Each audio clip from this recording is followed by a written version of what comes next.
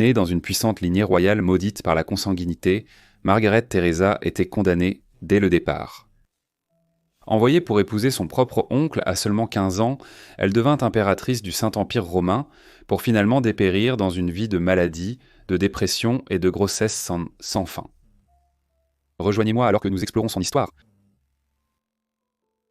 L'infante Margarita Teresa, ou Margaret Teresa en anglais, est née au palais royal de l'Alcazar à Madrid le 12 juillet 1651. Son père était le roi Philippe IV.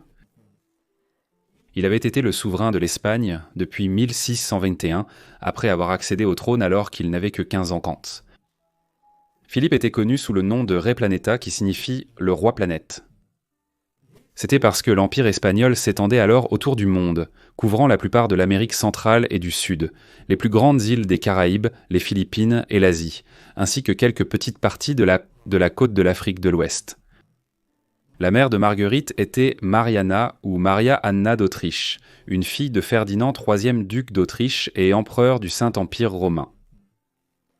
Ses deux parents sont nés dans la puissante maison de Habsbourg, une dynastie qui s'est élevée à partir des terres frontalières rugueuses de la Suisse et de l'Autriche au Moyen Âge. Au fil des années, les Habsbourg ont commencé à conquérir une grande partie de l'Europe, mais pas principalement par des guerres sanglantes, non. Eh bien, ils avaient maîtrisé l'art du mariage comme pouvoir, forgeant des alliances qui leur permettaient de s'emparer de vastes empires. À la fin du XVe siècle, ils héritèrent du trône espagnol, devenant la force la plus irrésistible d'Europe, une famille dont le pouvoir ne connaissait aucune limite. Les Habsbourg n'étaient pas seulement connus pour leur vaste empire, ils étaient alors tristement célèbres pour leur dangereuse obsession de la consanguinité. Génération après génération, ils se mariaient au sein de leur propre lignée, scellant des alliances au détriment de leur propre santé. Cette tradition tordue conduirait à des conséquences génétiques dévastatrices, paralysant leur dynastie de l'intérieur. Les parents de Margaret Theresa n'étaient pas simplement des parents éloignés, ils étaient en bien plus proches que quiconque ne devrait l'être. Son père était de la branche espagnole de la famille, sa mère du côté autrichien, mais leur lien était bien plus profond. Car, dans une démonstration choquante d'endogamie royale, ils étaient oncles et nièces. Les liens de sang troublants entre les parents de Margaret ont eu un coup. Sur leurs 5 enfants, 3 sont morts en bas âge. Seuls 2 ont survécu, Margaret et son jeune frère Carlos, connu sous le nom de Charles en anglais. Mais la survie ne signifiait pas le salut. Charles était un témoignage vivant des ravages de la consanguinité. Dans la vingtaine, il était prématurément vieilli, chauve et affligé d'une mâchoire grotesquement déformée. Son esprit semblait se flétrir aussi vite que son corps, montrant des signes de démence précoce. Il a été surnommé plus tard par ses contemporains l'ensorcelé, car beaucoup croyaient que ses problèmes physiques et intellectuels étaient le résultat de la sorcellerie. En fait, le coefficient de consanguinité de Margaret et Charles était grotesquement élevé. Certaines estimations suggérant qu'ils étaient aussi consanguins que des enfants nés de frères et sœurs. Jusqu'à ce jour, les historiens débattent pour savoir si la condition de Charles était purement génétique, le résultat tragique de siècles de consanguinité non contrôlée, ou autre chose. Margaret a peut-être eu plus de chance, mais elle n'était pas complètement épargnée. Bien qu'elle soit beaucoup plus saine que son frère, elle portait la malédiction des Habsbourg à sa manière, comme nous le verrons. Margaret a été élevée dans la grandeur du palais royal de l'Alcazar, un monde d'opulence où chaque caprice était satisfait par une armée de bonnes et de serviteurs. Par exemple, l'infante se livrait fréquemment à des sucreries et des chocolats qu'elle devait cacher aux médecins de la cour.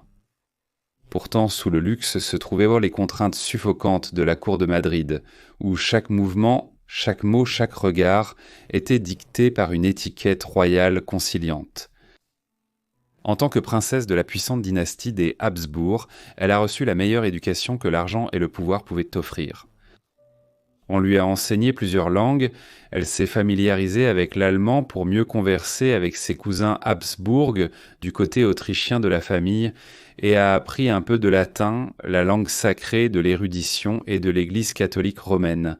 Mais aucune éducation ne pouvait la préparer au sort qui l'attendait. En vieillissant, Margaret ne pouvait ignorer l'écart d'âge flagrant entre ses parents. Son père avait presque 30 ans de plus que sa mère, mais si ce détail la dérangeait, elle ne l'a jamais montré. Malgré les différences d'âge, ses parents l'adoraient. Elle était leur joyau précieux, le seul enfant vraiment en bonne santé que leur union avait produit, et ils la chérissaient avec affection. Avec ses traits délicats et son esprit vif, Margaret captivait ceux qui l'entouraient. Elle était leur petit ange, un surnom murmuré avec adoration par la famille et les amis. C'est peut-être pour cela que ses parents ont commandé à l'un des plus grands peintres d'Europe de l'immortaliser dans un portrait éblouissant, alors qu'elle n'avait que 5 ans. Un portrait qui deviendrait l'une des peintures les plus célèbres de l'histoire. Le tableau de Velázquez était anciennement appelé La Familia. Aujourd'hui, il est appelé Las Meninas, ce qui signifie les dames d'honneur. C'est un titre plus approprié car il représente Margaret qui est servie par plusieurs membres du personnel de maison qui arrangent sa robe. Parmi les nombreuses figures capturées dans le tableau, une autre se démarque, Marie Barbola, une courtisane atteinte de nanisme. À une époque où ceux qui étaient dans sa condition étaient souvent réduits à de simples divertissements pour la noblesse, Velázquez a fait quelque chose de radical. Au lieu de simplement la représenter comme une blague, il lui a donné de la profondeur, de la dignité et un regard perçant qui suggère un monde intérieur complexe. Même Velázquez lui-même apparaît dans le chef-d'œuvre, un observateur silencieux du monde somptueux mais rigide de la cour espagnole. D'autres personnes sont visibles dans les peintures et les miroirs de Las Meninas, y compris les parents de Margaret. Et ce n'était pas non plus la seule peinture célèbre de Margaret. Velázquez a peint pas moins de 5 portraits de la princesse dans sa jeunesse, immortalisant sa beauté et son élégance royale. En fait, elle était l'une des jeunes personnes les plus peintes de toute l'Europe moderne précoce, façonnant son image de pouvoir et de prestige, bien que cela contraste avec le triste destin qui l'attendait. Cela peut sembler difficile à comprendre pour les esprits modernes, mais au moment où Las Meninas a été peint en 1656, lorsque Margaret n'avait que 5 ans, il y avait déjà une discussion croissante à la cour espagnole sur qui elle allait épouser. Dans l'univers impitoyable de la politique royale, le mariage était une question de pouvoir, pas d'amour. Les émotions et désirs individuels étaient insignifiants face aux enjeux dynastiques.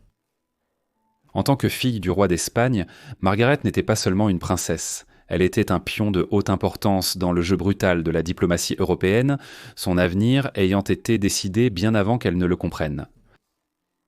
Par exemple, à un moment donné, il a été suggéré qu'elle pourrait épouser Charles Stuart de la famille royale anglaise.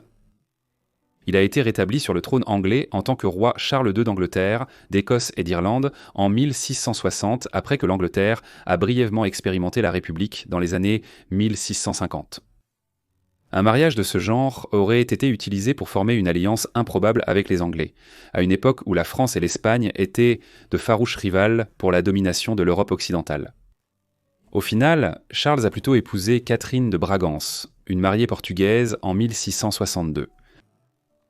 L'échec des négociations pour le mariage de Margaret avec Charles Stuart était principalement dû à l'opposition du roi Philippe. Au lieu de cela, il croyait que sa fille devrait épouser un membre de la branche autrichienne de la famille des Habsbourg. Il ne semblait montrer aucune préoccupation quant au fait que ce mariage approfondirait la consanguinité de la famille. Après tout, c'était simplement la façon dont les Habsbourg garderont le pouvoir entre leurs mains. Quant à Margaret, elle n'avait aucun mot à dire sur son sort.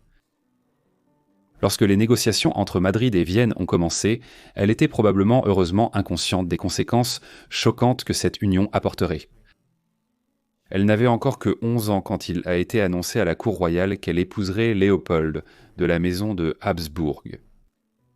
Comme sa mère avant elle, Margaret était maintenant destinée à perpétuer la tradition incestueuse des Habsbourg et allait épouser un membre très proche de sa famille, un homme qui était à la fois son premier cousin et son oncle. Léopold était le frère cadet de sa mère et avait réussi à devenir archiduc d'Autriche, roi de Hongrie, de Croatie et de Bohême, et empereur du Saint-Empire romain en succession rapide à la fin des années 1650. Même à l'époque moderne précoce en Europe, il existait des normes relatives à l'âge minimum pour se marier. Marguerite elle a été fiancée à son oncle tôt en 1663, mais elle a été jugée trop jeune pour que le mariage ait lieu à ce moment-là. Au lieu de cela, ce n'est qu'en avril 1666, alors qu'elle approchait de son 15e anniversaire, que Marguerite a quitté Madrid pour se rendre à Vienne. Une tournée de 6 mois a suivi, et la délégation royale espagnole n'est arrivée à Vienne qu'en décembre 1666. La cérémonie de mariage a eu lieu quelques jours plus tard, le 12e décembre. C'était un événement magnifique, auquel ont assisté de nombreux royaux et dignitaires parmi les plus puissants d'Europe, sans aucune dépense épargnée. Et la grandeur ne s'est pas arrêtée là. Les célébrations ont continué tout au long de 1667.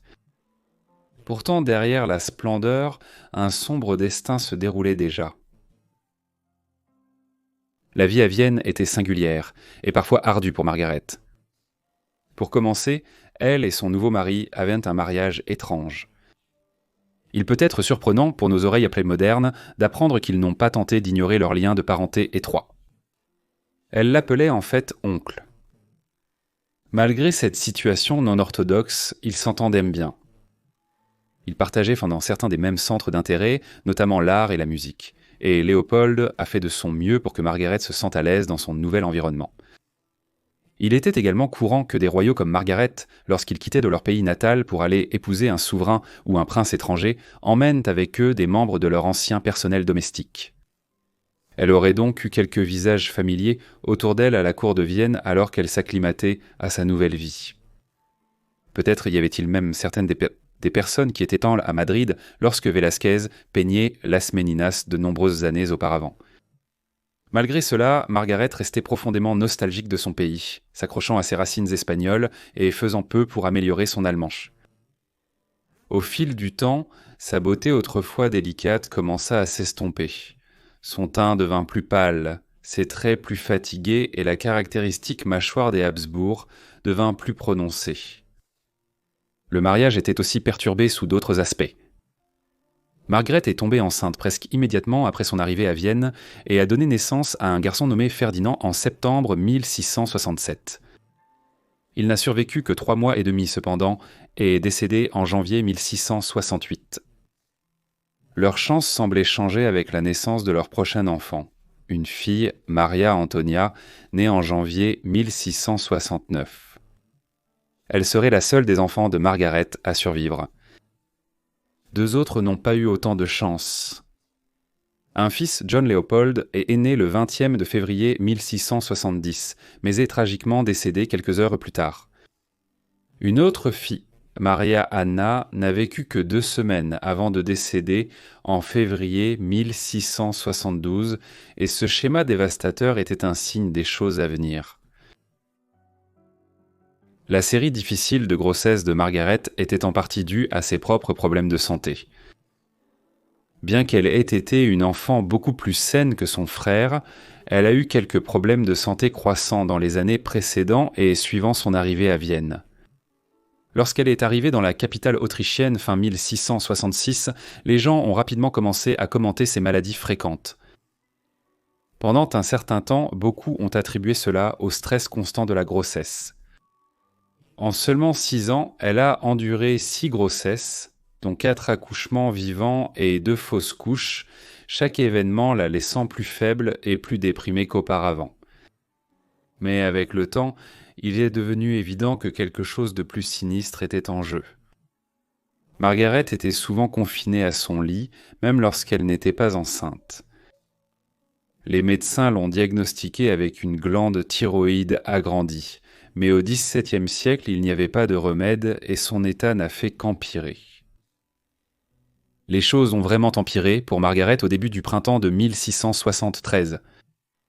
Elle a eu une crise de douleur à l'estomac qui a duré 3 semaines, puis elle a développé de la fièvre. Il existe des documents rédigés par des ambassadeurs étrangers à la cour de Vienne à cette époque qui indiquent que beaucoup craignaient sérieusement qu'elle ne meure.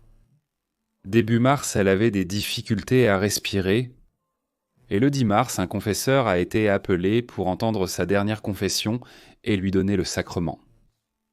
Juste 2 jours plus tard, le 12 mars, Margaret est décédée à l'âge tendre de 21 ans. Une autopsie a révélé une vérité déchirante. Elle portait un autre petit garçon au moment de sa mort. Sa vie tragiquement écourtée s'est terminée dans la crypte impériale à Vienne où elle a été mise en terre. La mort de l'archiduchesse et impératrice du Saint-Empire romain a entraîné une longue période de deuil à la cour autrichienne. Les services funéraires se sont étendus sur plusieurs semaines jusqu'en avril. Léopold a été dévasté par la mort prématurée de sa femme. Cependant, cela ne l'a pas empêché de se remarier avant la fin de l'année. Sa nouvelle épouse était l'archiduchesse Claudia Felicitas d'Autriche, membre de la branche tyrolienne des Habsbourg. Consterné, le mariage n'était pas une question d'amour, mais de survie. Le jeu dynastique devait continuer et plus de rares étaient désespérément nécessaires, de préférence masculin, pour assurer que le règne des Habsbourg puisse perdurer. Après la mort de Margaret, ses droits sur le trône espagnol ont été transmis à sa seule fille survivante, Maria Antonia.